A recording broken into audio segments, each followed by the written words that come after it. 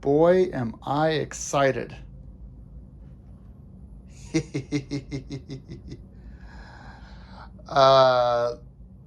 Okay, so I'm just gonna do a quick high-level tour of what we have going on here before I put the camera on a tripod. All this stuff is so nice and so expensive that I don't really want to I don't want to screw it up. These are the forks that came off the Husky 701 LR. However, they're not the same anymore. They have the 6500 cartridge kit drop in on the standard WP Explorer fork. So from open cartridge to closed cartridge. And in addition, we have an X-Trig now for our rear. We have a refreshed and renewed rear shock with the X-Trig and a larger spring, a revalve, oil work. There's so much to talk about. I'm gonna go through it. Let me get the camera on a tripod and then I'll go through all this piece by piece. With the best of my knowledge, note that I'm not a suspension expert. So this is just one guy with more money and time than skills. Okay, everyone, so it's Adam here.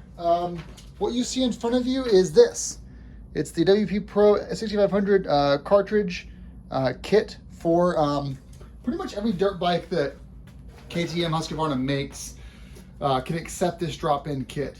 And so I'll go a little bit about kind of what we're looking at here. So these are, it's a closed cartridge kit. So it basically is better. It's very scientific. No, so let's go through this whole lineup here. I'm not going to read it word for word, but I'll try to find the highlights. It has pressurized compartments. It guarantees consistent damping performance and prevents loss of damping on repeated shots. Very adjustable, which I'll go over in a second. Perfectly adequate for off-road demands and good conditions changing at the last minute. Easy upgradability. So it has improved feedback from the track in every riding situation. No cavitation risk or damping loss. Better longevity with high quality materials. External adjustment settings. So all settings can be adjusted externally. Handcrafted with the highest care. That's a footnote. The spring preload is fully variable. Let's see. So I don't know if this really matters, but length is 935 millimeters. Weight is 332.44 grams with oil, without oil. Piston diameter 23 millimeters. Travel 299 millimeters. Spring length 470 millimeters, and it works on pretty much everything from the EXC 150 all the way to the 500 gas Husqvarna and the 690 Enduro. Let's go through what this actually cost me for the whole setup. So let's first go over the rear shock, and let me just kind of show that first. I know there's some people that watch this video because of the 6500, but sorry, it's just I'm doing the whole job here. So this is a 2020 Husqvarna LR with, well, 0 miles, but you know, it's 0 miles from the dealership. I mean, who knows what the break-in was. I haven't actually even turned it on yet. I mean, I know it runs, but I haven't looked at the computer. So we have here, this is our rear Explore shock. This comes on the 690 701. So everything about this is the same, except you have a larger spring, 92/220. This is just based on the rider weight and all that stuff. It was revalved for my kind of riding, dual sport / adventure touring. So that was done. You've got the Solid Performance logo right there. And then they've added the X-Trig, which is this awesome contraption, because when this thing is inside of the frame for the 701, you can't get to the a spanner in there to adjust the preload.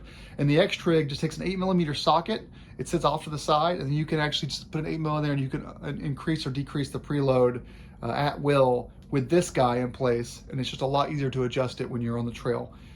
So you can, ride somewhere, yank your luggage off, go to single track riding, and adjust this on the fly. Here are my specs, by the way, which I'll go through here in a second for the rear. That's all that was done to the rear. And so let's pull up this right here. Let's make sure that everything's here, as nothing is, yeah, I think this is all fine to share.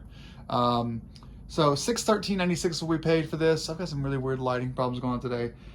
So we paid $150 for the spring, $65 for the thrust bearing kit, $189 for the X-Trig, and then $200 in labor for them to do the valving and fluid and all the other stuff. So that was the rear shock. That's going right back in the bike. Now, I'm sure some of you are watching this video because you've seen the videos featuring the 6500 cartridge kit. You've probably seen what they look like. I'm going to take out my stock Explorer fork cartridge and kind of show you guys what it was before.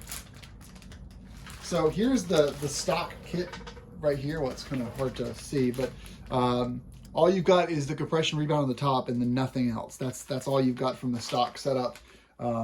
No real, I mean, there's some valving going on here, but there's not really a lot of intelligence to this. It's just a base WP Explorer cartridge, and this is kind of your stock setup, stock spring, etc.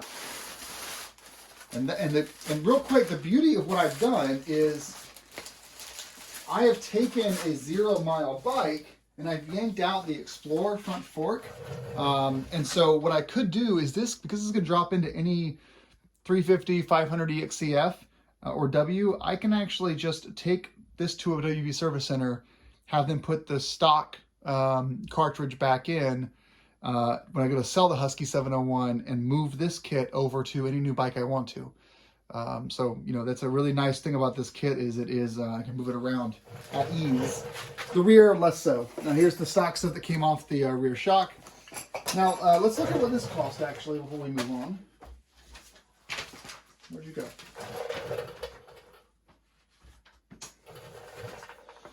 Okay, so I gotta somehow blur out my information here.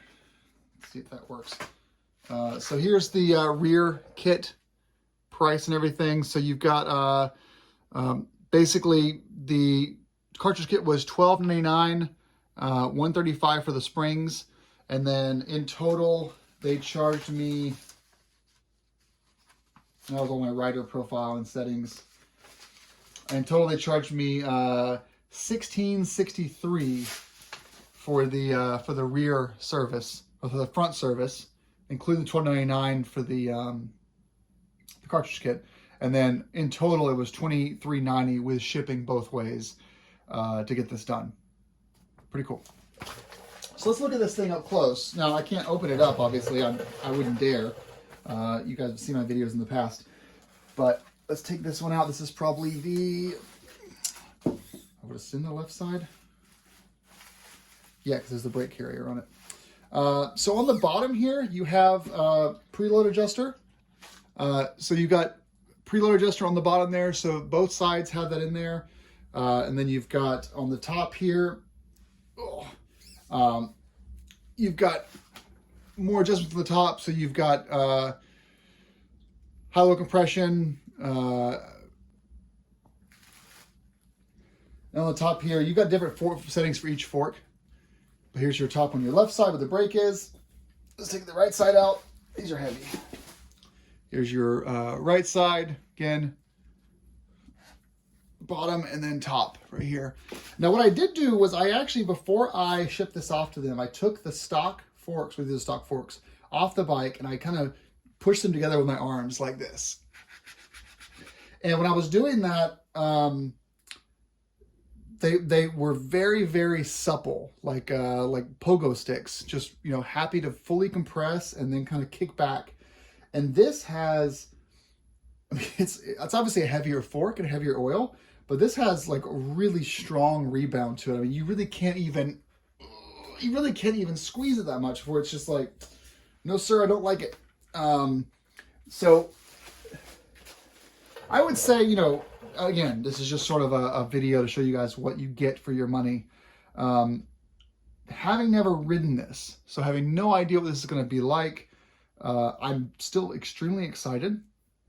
I think I'm one of the first people on YouTube with a 6500 cartridge kit. And it's you know, there's just an act of timing for me, really. This came out last October. It went for sale late December. And there's a couple of like shops that have basically shown overviews of what this looks like. Solid Performance on their Instagram page has an unfortunately vertical video. I don't know if people put vertical videos out, but they have a vertical video of going through the components and showing the difference between the regular Explorer and the Explorer Pro. So give that a watch if you want a really technical breakdown from them. They were the choice for me because, well, they're East Coast WP Service Center. They're also one of the most popular WP service centers on the Atlantic, kind of Eastern Seaboard area. But also they were highly recommended from the KTM shop I was buying my bike from. And so I said, hey, you know, I've never worked on WP shocks before. I'll go with them. We'll see how it goes. And then here we are. Let me go through actually the follow information I have from the shop. And I'm going to actually just open this up right here and I'll show the screen to you guys. Maybe I'll put a screenshot or something on there. So they obviously put settings on the forks themselves. This is all on the Adventure Rider build thread, Adam Chandler's Big Cheese with a Z. You can read through this whole thing. So it's all shared there. But they've got some tips here for balance, how to use the X-Trig. There's 24 turns, which is a 24-to-1 ratio. So it looks like it's it's 1 or 2 collar turns per each full screw. It's 1 millimeter of preload change, basically, for 1 full collar turn.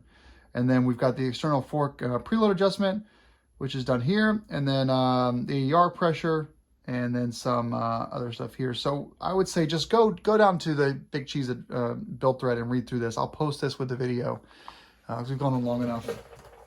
So now I'm gonna get this back on the bike.